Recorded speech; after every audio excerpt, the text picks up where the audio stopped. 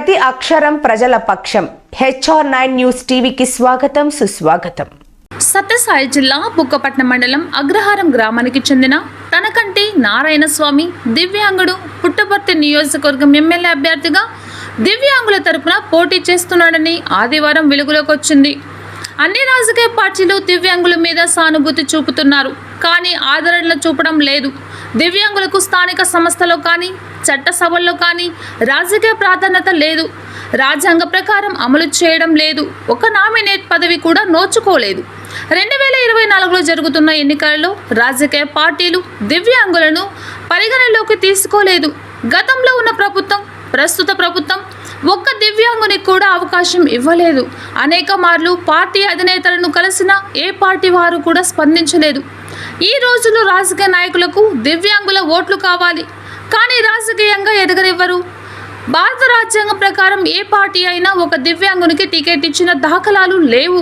కానీ మేమంతా దివ్యాంగ అభ్యర్థి నారాయణ స్వామిని బలపరుస్తున్నాము.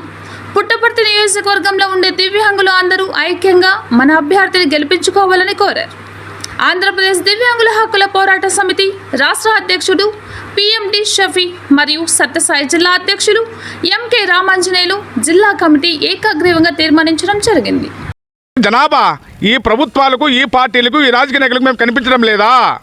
అందుకని మా సోదరుడు ధైర్యంగా ముందుకొచ్చి నేను పోటీ చేస్తున్నప్పుడు అందుకని చెప్పని మేమందరం సంఘటితంగా అందరం ఐక్యమై మా సంఘం తరపు నుంచి మేము నారాయణ స్వామిని బలపరచడానికి సిద్ధంగా ఉన్నాం. కాబట్టి అందుకోసం యావత్ సకలాంగులు కానీ మాకున్నటువంటి రాజకీయ ప్రతినిధులు ఉన్నటువంటి సోదరులు కానీ ప్రతి ఒక్కరిని సమీకరించి ఈయన విజయానికి మేము పాటుపడదాం కోరుచున్నాం.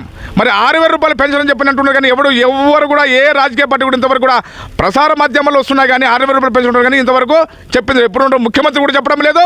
మా ప్రతిపక్ష నాయకుడు ఉన్నటువంటి ఆయన కూడా 4,000 పెన్షన్ ఉన్నారు, కానీ ఎవరికి ఇస్తున్నారని కూడా డిక్లేర్ చేయలేదు.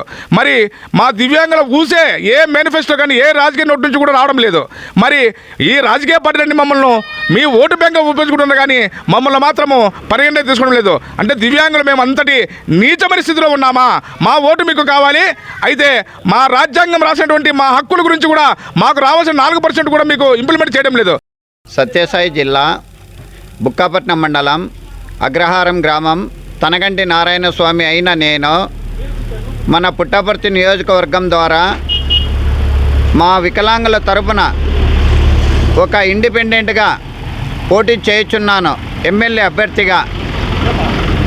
మాకు ఇంతవరకు ఒక అసెంబ్లీలో కానీ చట్టసభల్లో కానీ 4% వికలాంగులకు ఇవ్వాలని నా మనసారా నేను కోరుచున్నాను.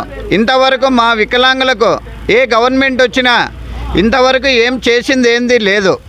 కాబట్టి ఇప్పటికైనా ప్రభుత్వం మేలుకొని మాకు ఒక చట్టసభల్లో కానీ, ఒక అసెంబ్లీలో కానీ, ఒక పార్లమెంటులో కానీ 100% రిజర్వేషన్ ఇవ్వాలని నేను నా మనసారా కోరుచున్నాను. నేను రేపు నా వికలాంగుల సంఘాలు, నా సకలాంగుల సంఘాలు ప్రతి ఒక్కరూ నన్ను మీ హృదయపూర్వకంగా ఒక్కసారి గెలిపిస్తే ఈ 50 ఏళ్ళ చరిత్రలో ఈ ఎమ్మెల్యేలు చేయని విధంగా నేను ఒక్క 5 ఏళ్ళలో చేసి చూపిస్తానని నేను చెప్తున్నాను. ఖచ్చితంగా నేను నా స్వార్థానికి చూసుకోలేదు. మన నియోజకవర్గం ఒక అభివృద్ధిలో ఇంతవరకు ఏ నాయకుడు నడిపిలేదు. కాబట్టి ఇప్పుడు మన వికలాంగుడు నారాయణ స్వామి ఖచ్చితంగా మన పుట్టపర్తి నియోజకవర్గాన్ని ఒక అభివృద్ధి బాటలో నడిపిస్తానని నా క్రియాశీలకంగా నేను చెప్తున్నాను. నేను గెలిస్తే ప్రతి చోట ఒక అనాథ శరణాలయాలు కట్టిస్తా. మా వికలాంగులకు ఒక అభివృద్ధిలో ప్రతి ఒక్కటి నడిపిస్తానని అందరికీ కోరుచున్నాను. ఒక